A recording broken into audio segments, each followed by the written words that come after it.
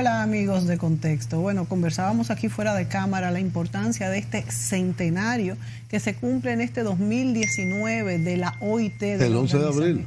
El 11 de abril y todo este año va a haber un año de celebraciones en el mundo entero, en los países miembros de la OIT, de que van pues mes por mes habrá actividades. La OIT surgió pues 100 años antes, 1919, en un mundo pues muy afectado por la Primera Guerra Mundial y donde era un mundo todavía de muchas injusticias. No quiere decir que las hayamos superado todas, pero se han ido superando poco a poco y la OIT ha sido una institución muy importante en esta lucha contra la reivindicación de los trabajadores por sueldos justos, jornadas laborales, buen trato, y por eso en estos 100 años de las vivencias en todo el mundo de esta importante institución que es la OIT, se van a estar celebrando actividades todo el tiempo. Como decía Julio, el 11 de abril se cumplen este centenario. El 11 de abril justamente... Dentro de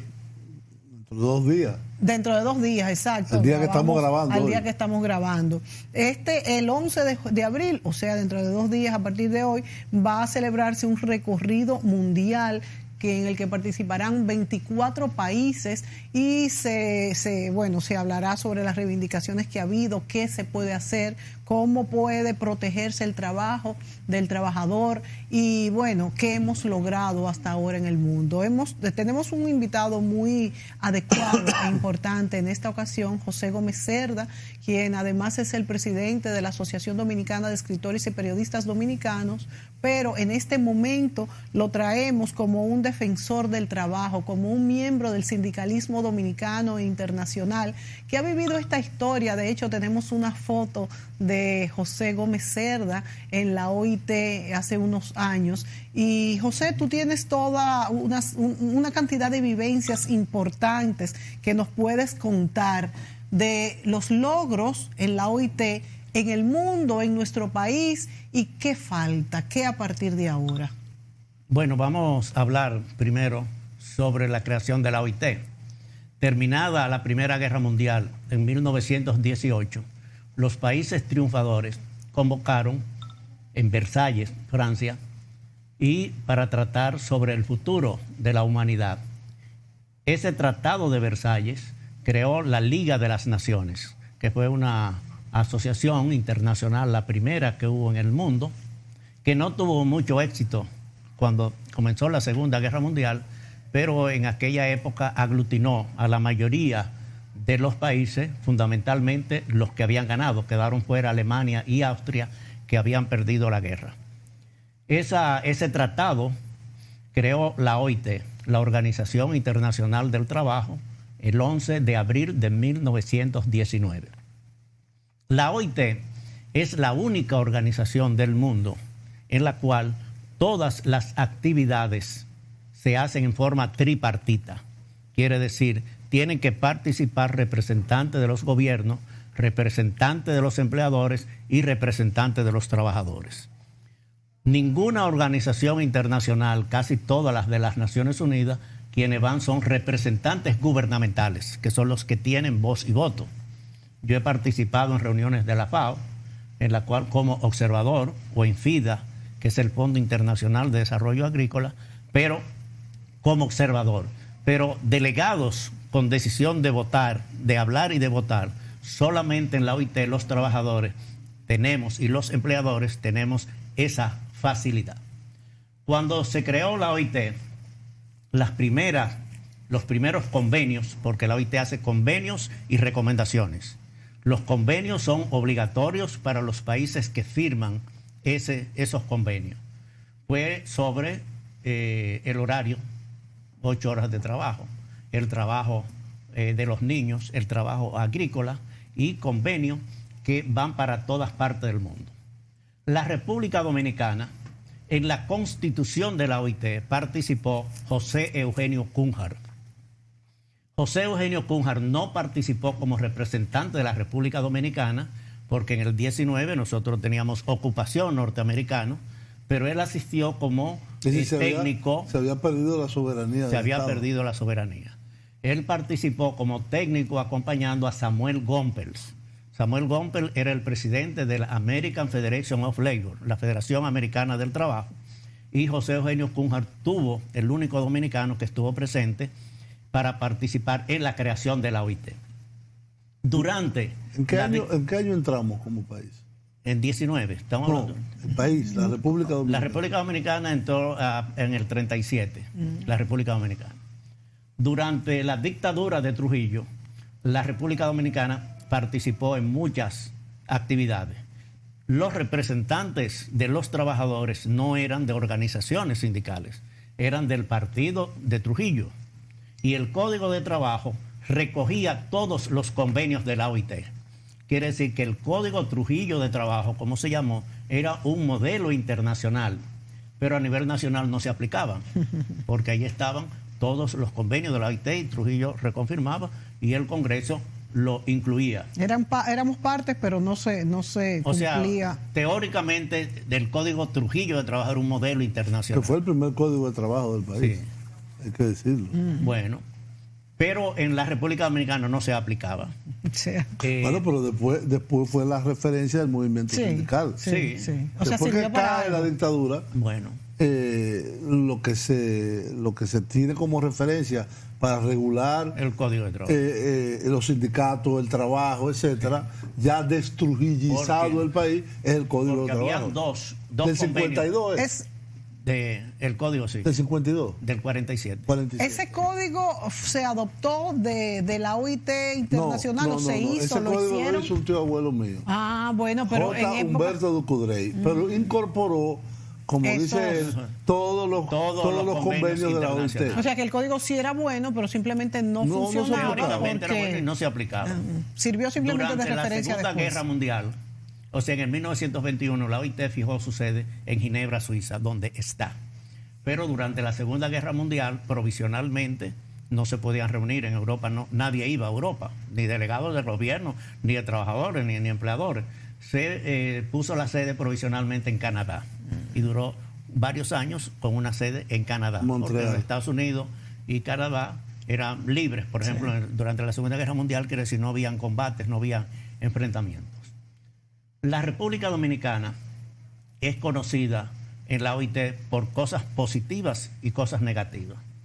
La cosa negativa fundamental fue que la OIT tomó un acuerdo sobre los braceros haitianos, en la cual la OIT consideró que muchos braceros haitianos eran tratados como esclavos.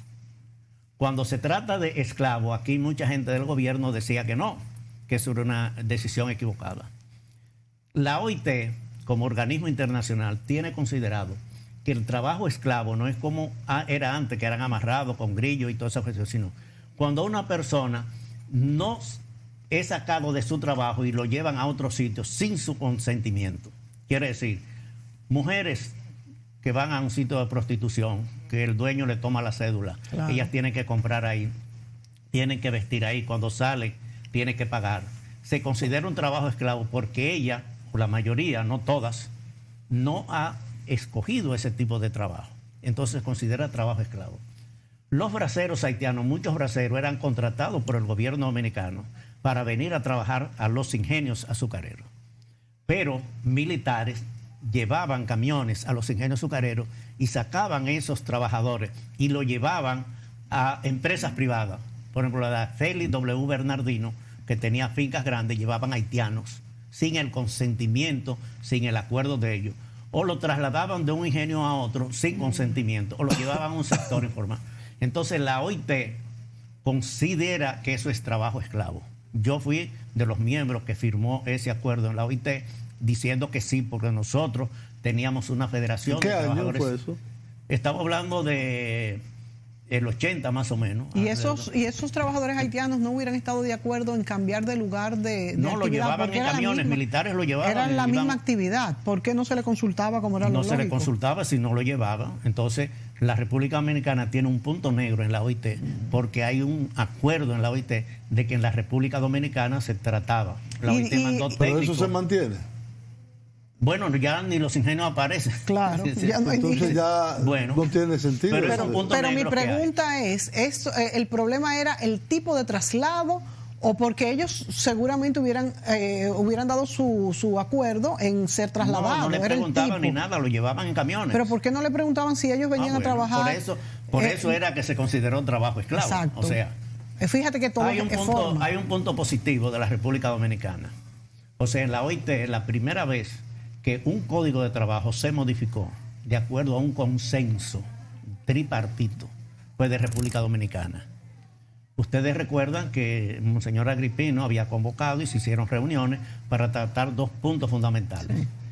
Reunión en la cual participaban los trabajadores, los empleadores y el gobierno. Y de ahí salió el Código de Trabajo y salió la Seguridad Social. Entonces, en la OIT, el primer Código de Trabajo que se modificó, no como se modifican que un diputado, un senador someten a decir, sino se llevó ya, es del consenso que hay de los trabajadores, los empleadores y los gobiernos. Quiere decir que ese es un punto ¿Qué muy cambió positivo. en ese momento, José, en ese nuevo código que se logró ese acuerdo tripartito? Fue en el año 92, ¿no? En el año 92, pues sí. Se lograron muchas cosas, pero no es el logro en sí, sino la forma. Que no fue que un diputado, un senador que apoyaron, que esto, sino... Es el apoyo de los 3 sectores. Estos 3 sectores fuera del Congreso y llevaron al Congreso ya elaborado. Y el Congreso lo aprobó así. Como aprobó la Ley de Seguridad Social. Que no fue de un diputado, un senador, sino eso fue un consenso entre tripartitos. ¿La actual? De la Seguridad Social. 8701. Sí. Excúsenme que yo lo contradiga, pero eso no fue un consenso. Eso fue una proposición de ley que hizo un senador en aquel entonces del PRD, apoyado por el gobierno del sector financiero. Solo lo sometió, pero los sindicatos no estuvieron de acuerdo. Pero él no lo elaboró, lo elaboraron un consenso entre las 3 partes. Él lo presentó, pero no fue que elaboró él. Bueno, yo participé en esa comisión y no me recuerdo que haya habido un consenso. Bueno. De hecho, había un debate de si el sistema de pensiones iba a ser de reparto o de capitalización individual, y no se llegó a ningún consenso y eso lo impuso. Bueno, se sometieron varios. El doctor Alburquerque sometió un proyecto en la cual... Que era el secretario de Trabajo. Era secretario de Trabajo, y en la cual las organizaciones internacionales, incluyendo la OIT, apoyó ese proyecto. Y ese no se adoptó. Y ese no fue el que se adoptó, sino se adoptó otro en la cual intervinieron bancos. Exacto. Esa era la precisión que yo quería. Y el Fondo Monetario Internacional.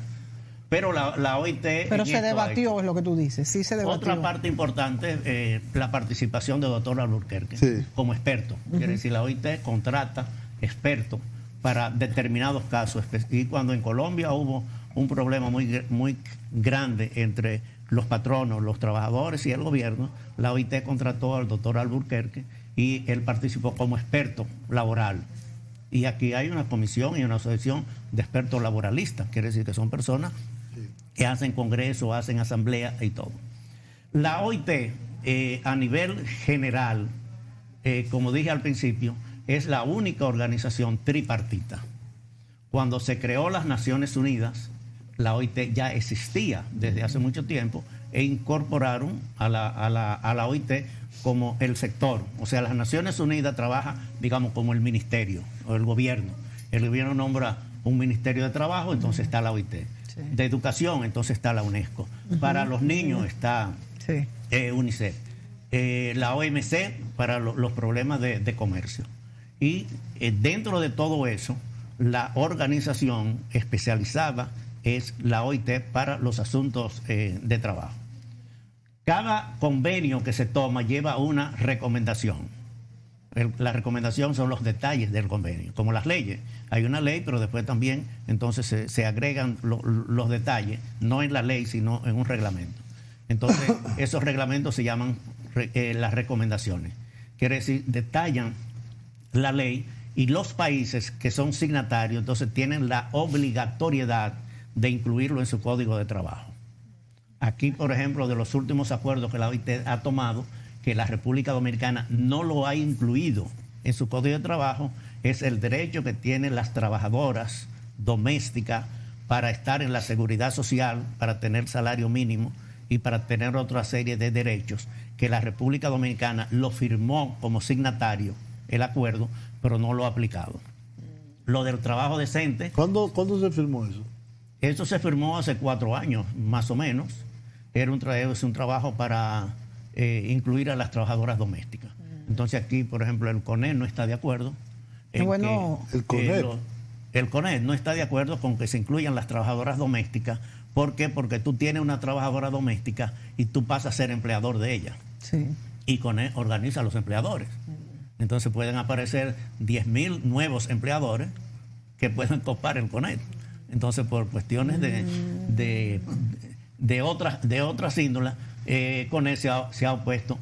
Pero la República Dominicana está obligada, lo mismo que hizo con el trabajo infantil. Pero o sea, el la gobierno ha suplido a las trabajadoras domésticas. No, solo el seguro de salud. Eso, del seguro. No las otras cosas que él dice. Pero es bueno destacar que sí lo otro. No, la seguridad social en su conjunto. No.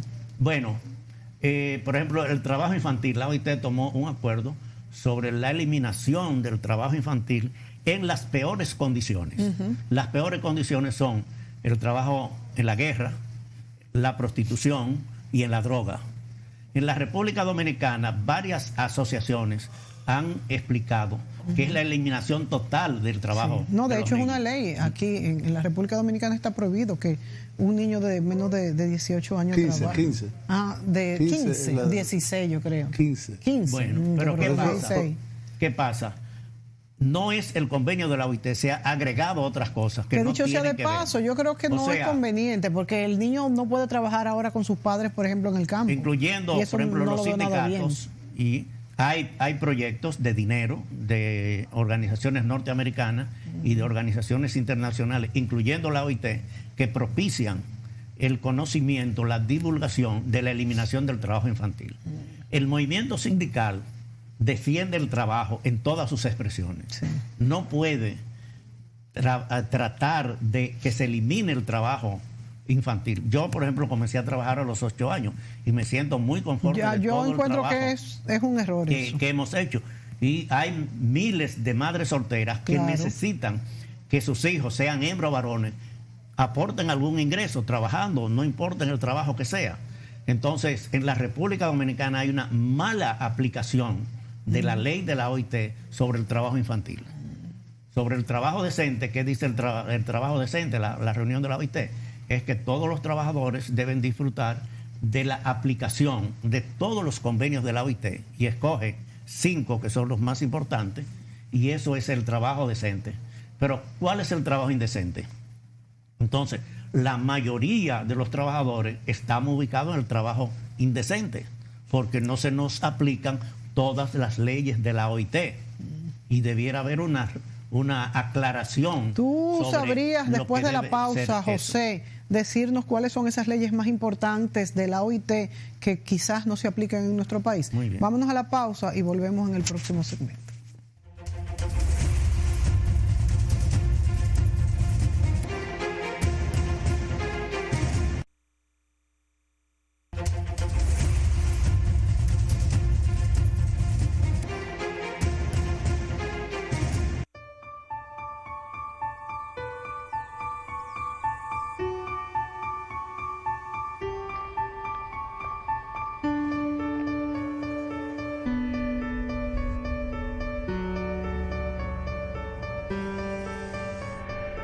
Whereas universal and lasting peace can be established only if it is based upon social justice. Considerando que existen condiciones de trabajo que entrañan tal grado de injusticia, miseria y privaciones para gran número de seres humanos. 以致产生如此巨大的动荡，使世界和平与和谐遭受危害。 Принимая во внимание срочную необходимость улучшения этих условий. Par exemple, en ce qui concerne la réglementation des heures de travail, la fixation d'une durée maximum de la journée et de la semaine de travail, Regelung des Arbeitsmarktes, Verhütung der Arbeitslosigkeit, وتوفير أجر يكفل ظروف معيشة مناسبة.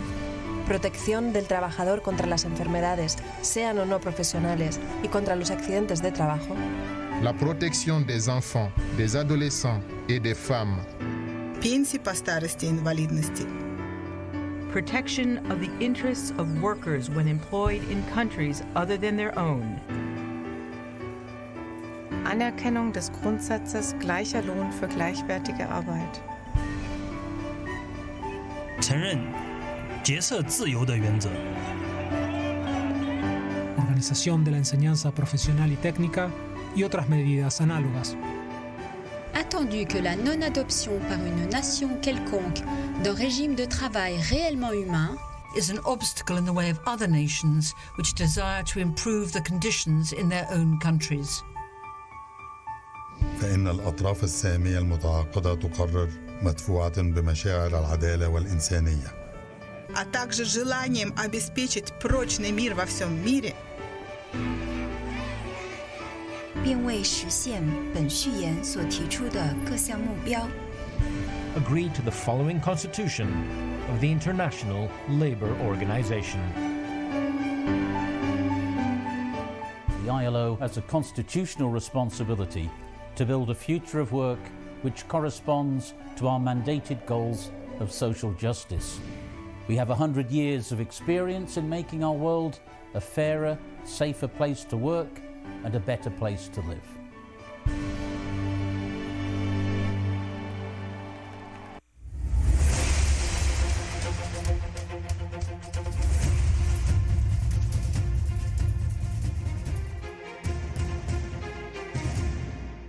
Bien amigos, continuamos con este programa especial sobre el centenario de la fundación de la Organización Internacional del Trabajo, la OIT, que fue fundada en el año 1919 en el contexto del Tratado de Versalles, que fue adoptado por las partes vencedoras de la Primera Guerra Mundial para establecer supuestamente las bases de un mundo de seguridad y de paz, que no se logró. Como decía don José en el segmento anterior, en el año 1937, la Liga de las Naciones, que fue el antecedente de la actual Organización de las Naciones Unidas, colapsó, se retiraron la mayoría de los Estados Unidos no participó en la Liga de las Naciones y fue el que la propuso, y eso dio pie a iniciar las hostilidades y el proceso de la Segunda Guerra Mundial. Después de la Segunda Guerra Mundial se hace otra arquitectura distinta.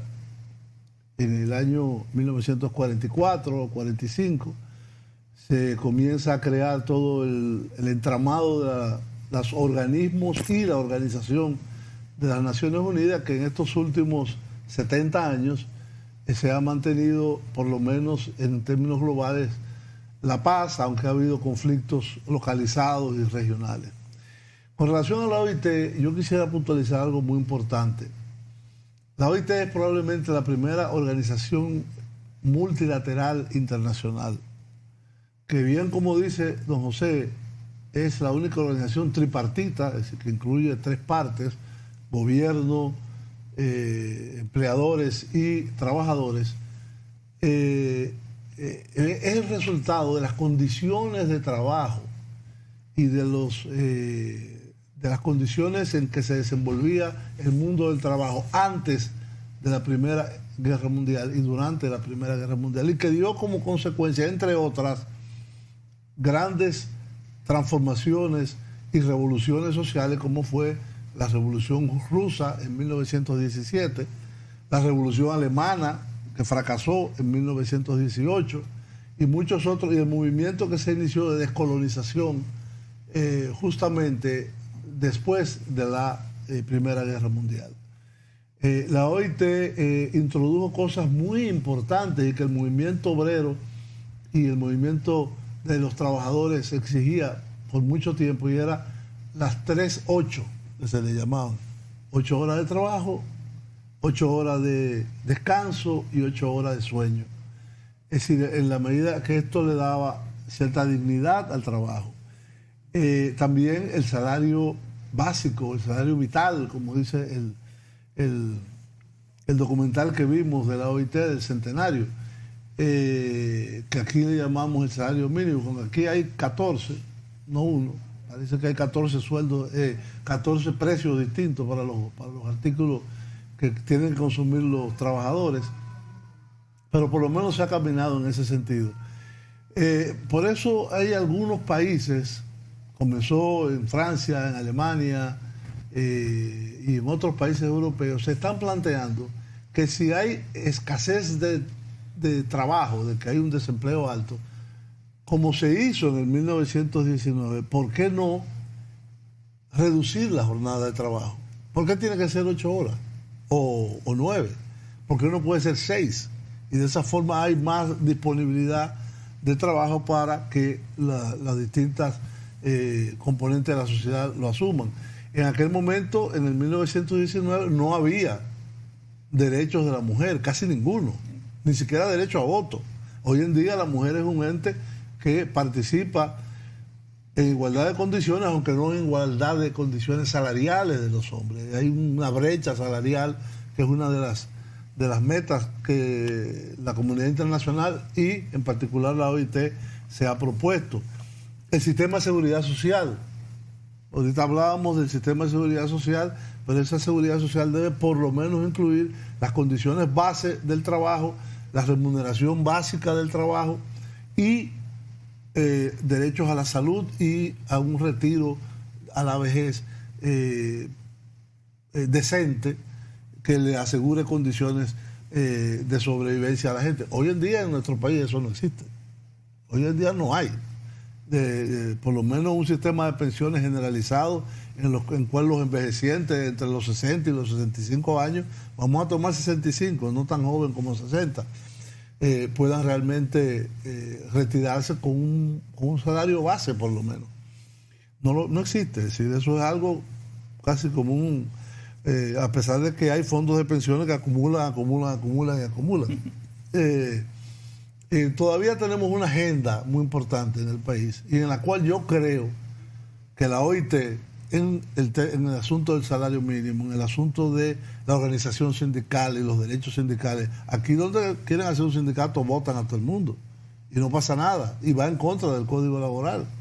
En cuanto a las pensiones y el derecho a la salud, todavía tenemos una agenda muy larga y la OIT puede ser un gran acompañante, pienso yo, de este proceso. Bueno, primero quiero referirme a dos personajes que aparecieron en el video. Uno fue el primer director de la OIT, que aquí la gente conoce mucho en la capital, el nombre de él, pero no sabe quién es Albert Thomas. Mucha gente cree que Albert Thomas era un americano o un inglés y es un francés socialista que fue el primer director de la OIT. Y el último que salió, que es Guy Ryder, es el actual director. Que viene del movimiento sindical, fue el secretario general de la Confederación Internacional de Organizaciones Sindicales Libres. Son dos personajes que aparecieron en el video, que es bueno identificarlos porque tienen relacionados con la OIT. Sobre lo que yo no sabía que Albert Thomas había sido el primer. Mucha gente considera director como un chiste. Yo ayudaba a Jackie Núñez cuando hacía Cultura con Sabrosura. Entonces no es Albert Thomas, es Albert Thomas. Porque es en francés. Sí, sí. Bueno, sobre lo que Mónica preguntó en el segmento anterior, ¿cuáles son las dos cosas más conflictivas de convenios de la OIT en la República Dominicana hoy? Son el convenio 87 y el convenio 98. Esos convenios se refieren primero a la libertad sindical y segundo a la contratación colectiva. ¿Qué es la libertad sindical? La libertad sindical es el derecho que tiene un trabajador a pertenecer a una organización sindical libremente. Segundo, a mantenerse en esa organización o salirse o desafiliarse. Eso es el principio de la libertad sindical. Asimismo, los sindicatos... Y a poder formar sindicatos. Bueno, pertenecer, por eso formar. Sindicato, porque aquí hay empresas donde se forma un sindicato y para afuera que va todo el mundo. Por eso se limita el derecho que tiene el trabajador a escoger el sindicato. Es la violación. Sí. Todo lo que sea una violación a que el trabajador escoja, se mantenga o salga cuando él quiera, es violación a la libertad sindical, porque eso está establecido. Asimismo, los sindicatos forman federaciones, las federaciones forman confederaciones. Entonces, el derecho de un trabajador es lo mismo que el derecho de un sindicato a pertenecer a una federación, mantenerse o salirse. Yo, mi primer libro que hice fue en el año 62 sobre libertad sindical. Cuando Ángel Miolán, que era el que dirigía la parte social del PRD, mandó una carta a todas las organizaciones sindicales de los ingenios azucareros y de las empresas del Estado para que formaran una sola central sindical dirigida por el PRD que gobernaba en esa época. Y era una violación a la libertad sindical, y yo explico ahí lo que es la libertad sindical y el derecho que tiene que tener. Aquí en estos convenios 87 y 98, primero de la libertad sindical, no existe una libertad sindical. Porque, por ejemplo, en la zona franca, el Estado le garantiza al inversor que va a haber paz laboral.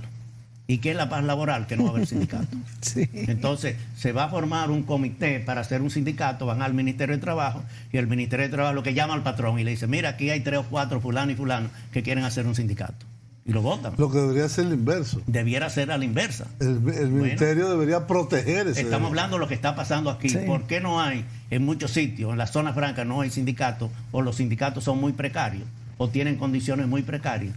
Porque hay una protección a la inversión extranjera. Tú que eres economista sabes mejor que yo eso. ¿Y qué es lo que se le asegura? Tú vas a invertir aquí y tú vas a tener paz laboral. Y esa es la paz laboral. La República Dominicana... Será palo laboral. La República Dominicana es el único país democrático en la cual en los últimos 20 años no hay una huelga en el sector privado. ¿Por qué? Porque eso es lo que las centrales sindicales se han comprometido en la paz laboral. Te discuten cualquier cosa. ¿Dónde se dan las huelgas? En la educación, porque hay un sindicato de la ADP, en las enfermeras y en los médicos.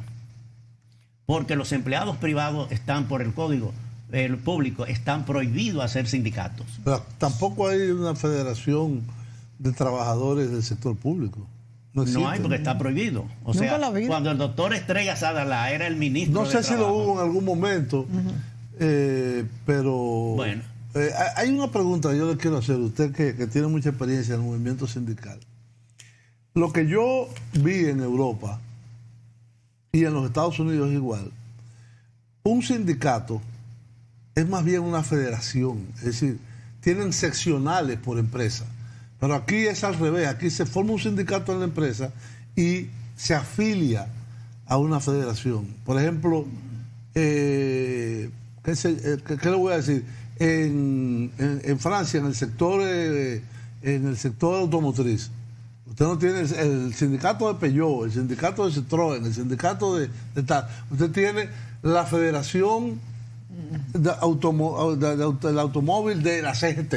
Sí. O en Estados Unidos, la federación de los United Auto Workers. Tiene uniones, que es lo mismo. Y tienen seccionales dentro de cada empresa. O sea, y esa es una forma más fácil para evitar la represión antisindical. Por un lado sí, pero entonces aquí somos más libres. O sea, los sindicatos pueden ser de 3 tipos: de empresas, de industria o de oficio. De industria, exacto. Entonces, de industria casi no hay sindicatos. Aquí no. No hay. Hay de empresas. Porque un sindicato nacional de zona franca. Bueno, está en todos lados y en ningún sitio a la vez. Sí. Aquí hay otras limitaciones. Por ejemplo, el 92% de las empresas son pymes.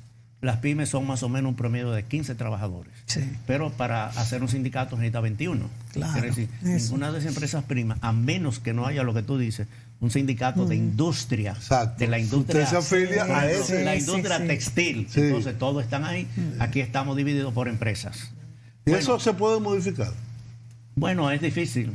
Porque ¿es el Código de Trabajo? El Código, así es el Código lo establece así. Tiene que tener 21 trabajadores para hacer un sindicato. Pero sobre la pregunta de los problemas de aquí, lo otro es la contratación colectiva. O sea, el Código establece que los trabajadores que están sindicalizados deben de tener contratos colectivos. A mí me tocó la suerte de firmar los primeros contratos colectivos en la industria azucarera cuando Fernando Álvarez Hogar era el director del CEA, porque siempre hubieron sindicatos, pero no tenían contratos colectivos, sino tenían acuerdos de trabajo. Sí. Cuando subió los precios del azúcar, los Estados Unidos explicaron de que iban a hacer negocios con las industrias que tuvieran trabajadores organizados. Y aprovechando esa coyuntura internacional, entonces presentamos proyectos de contratos colectivos en los ingenios azucareros, comenzando por Boca Chica. ¿Qué varió entonces? Que ya no eran por zafras, las ya condiciones tenían... eran el doble o el triple en salario, en condiciones, dinero para las cooperativas, para los locales y todo eso. Fue una bonanza de parte de los trabajadores. ¿Y eso fue una exigencia de los Estados Unidos? En los Estados Unidos explicaron o que los ellos iban sindicatos a negociar. Bueno, el que negocia el Estado. Y que el azúcar iba a dar preferencia a aquellas empresas que tuvieran buenas condiciones de trabajo. Nosotros aprovechamos esa coyuntura y entonces presentamos pliegos de condiciones de trabajo.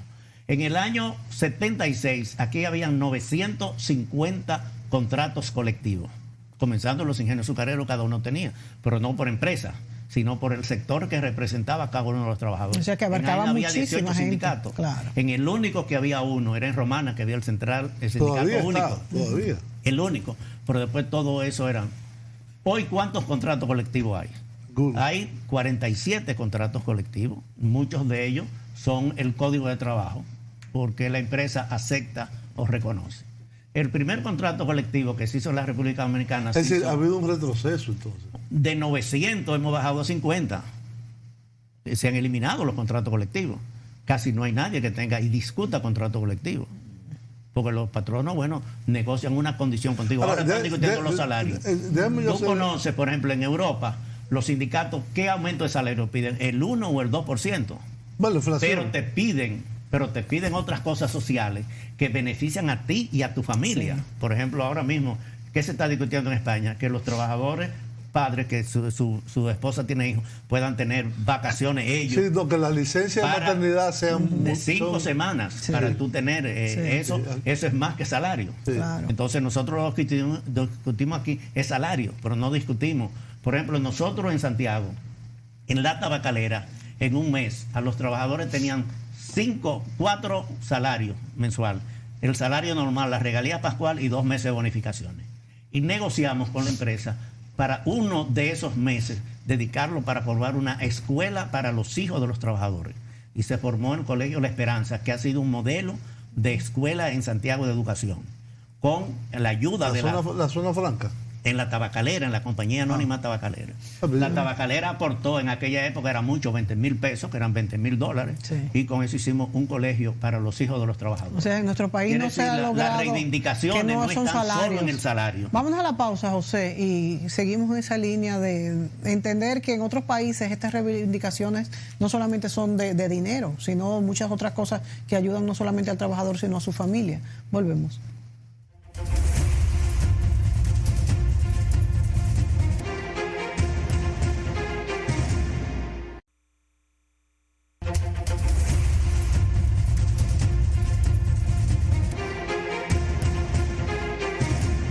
La oferta laboral y ofrecer condiciones dignas a las clases populares son algunos de los postulados del Plan de Desarrollo.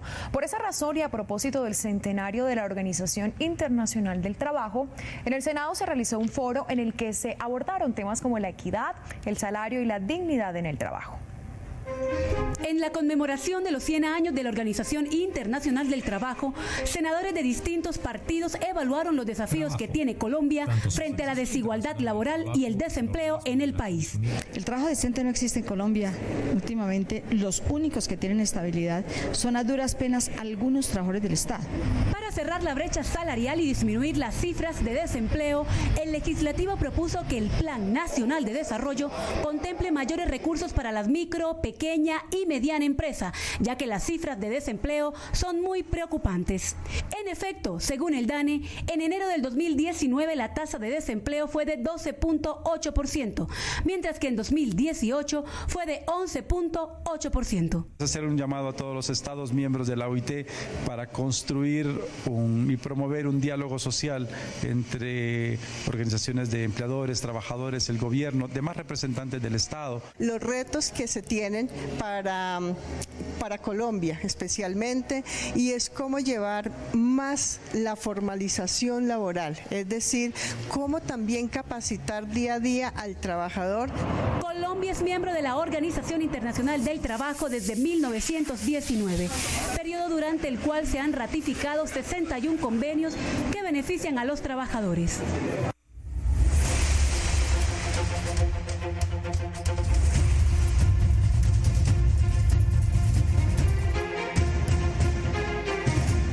Bien, amigos, ahí veíamos este reportaje sobre la situación del trabajo y los trabajadores en relación con la OIT en el caso de Colombia.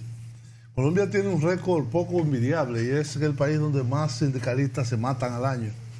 Y el doctor Albuquerque, una de sus visitas, yo era embajador en ese momento en Colombia, eran para mediar, para buscar una mayor protección a la actividad sindical y a los sindicalistas. Pero por un largo tiempo habían 50, 60 sindicalistas que mataban cada año. Cada año. Ahora bien, hay una pregunta derivada de lo que usted me estaba, que nos estaba exponiendo. El trabajo que se conoció en la era industrial, que es a lo que responde, diríamos, el movimiento sindical y en cierto sentido la OIT, ha venido transformándose. Diríamos que estamos entrando en una era postindustrial en donde ya el trabajo taylorista de masa, de grandes fábricas, grandes industrias. Yo viví en Francia y recuerdo todo el sector metalúrgico del acero en Francia desapareció, simplemente lo cerraron. Y cada vez más el trabajo se va a un trabajo en unidades más pequeñas o un trabajo individual y de servicios, en el sector servicios. ¿No piensa usted que habría que repensar la actividad sindical y los convenios colectivos o las condiciones de trabajo en esta nueva realidad en la que entramos en el siglo XXI y ya desde finales del siglo XX, pero sobre todo en este siglo XXI, en el cual hay menos trabajo industrial, los sindicatos se están debilitando en todos los lados. En todos los lados. Usted difícilmente encuentra países donde haya más de un 15% de la población sindicalizada. Y las tasas anteriores eran altísimas. Ha pasado en Europa, ha pasado en Estados Unidos, ha pasado en Asia, en América Latina. Es decir, ¿qué podemos aprender de lo que está pasando y hacia dónde debemos ir?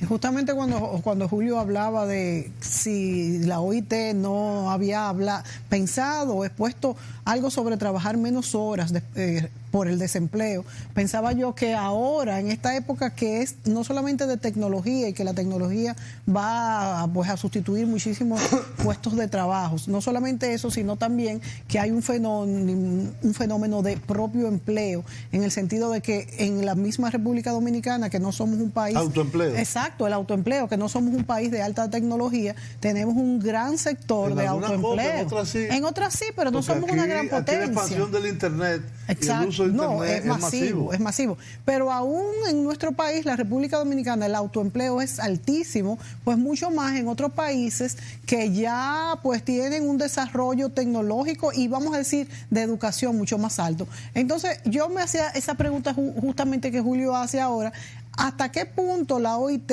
ha enfrentado esta nueva realidad? Bueno, primero, la primera ley laboral se hizo en 1802 en Inglaterra, después de la Revolución Industrial, y esa ley establecía que los niños menores de 12 años solamente podían trabajar 12 horas al día. ¿Cuántas? 12 horas. ¡Wow! Solamente 12 horas. ¡Wow! 12 horas al día. ¿Y los adultos? El trabajo de los niños, el trabajo de los niños y de las mujeres era, trabajar toda la vida. En esa ley se establecía el horario de 12 horas para los niños menores de 12 años y que en las camas, porque los niños tenían que dormir en los talleres, no podían dormir más de 2 en una camilla o en un catre, como nosotros llamamos, y que los talleres debían pintarse de cal cada 6 meses. Eso fue la primera ley laboral del mundo. El uso del carbón. ¿En qué año? Entonces, 1802, la primera ley laboral. Entonces, el mundo del trabajo ha cambiado mucho y en los últimos años con más razón. La OIT toma en consideración esas cosas. Yo participé en 2 reuniones muy importantes. Uno fue en la década del 80, cuando el problema del cigarrillo había casi intolerancia, que se ponía etiquetas, se hacía eso, cayó en un declive la industria. Yo tenía que defender los trabajadores, no las empresas. Claro. Entonces teníamos que discutir por qué mantener esas industrias, a pesar de que yo considero, y consideramos casi todo el mundo, lo malo que es el cigarrillo.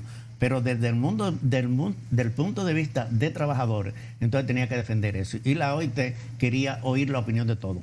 Después del 1 de septiembre del 2011, lo que pasó con 2001, con el terrorismo, llegó un momento en el cual nadie quería montarse en avión. Sí. Y duraron por lo menos 4 meses en la cual cayó el empleo en los aviones, pero en el turismo, en los hoteles, en el transporte, cayó todo. Entonces llamó la OIT una reunión para ver cómo... Yo recuerdo que yo viajé una vez de Bruselas a Rumanía en un avión de 125 pasajeros, íbamos 4 pasajeros, porque nadie quería montarse en avión. Estaba lleno. Estaba lleno. Y regresamos 5. Entonces, bueno, la OIT toma esto. O sea que no es la primera vez que hay grandes cambios en la labor de la OIT desde estos 100 años y antes. En este minuto que nos quedan 2 minutos. La globalización, que es el sistema que estamos ahora, ha tenido mucho éxito en la producción, en las ganancias, en el dinero, pero ha sido un fracaso en la creación de nuevos empleos. Entonces, no hay empleos para las jóvenes que salen de las universidades y de todo eso. Entonces se está estudiando y, como tú dices, el empleo ya está en otra forma. Ahora, el movimiento sindical, en términos general, no ha entendido la situación y se ha quedado en el mismo sistema de cuando había los empleos formales. Sí. Entonces, hay que pensar eso. Hay que pensar, es decir, el sindicalismo tiene que replantearse las nuevas formas que tiene que utilizar en tiempos modernos. Quizás este centenario sea un momento para esto. Muchas gracias, don José Gómez Cerda. Ha sido muy instructivo, nos ha faltado tiempo, quizás podemos hacer otro programa más sobre el mismo tema, la cesantía, por ejemplo, en el caso dominicano, y continuar debatiendo sobre este tema del mundo del trabajo y las nuevas tecnologías. Que nos da a la vez pues una idea de lo que ha sido toda esta historia de la humanidad. Gracias a José Gómez Cerda. A ustedes, amigos, por sintonizarnos. Hasta la próxima.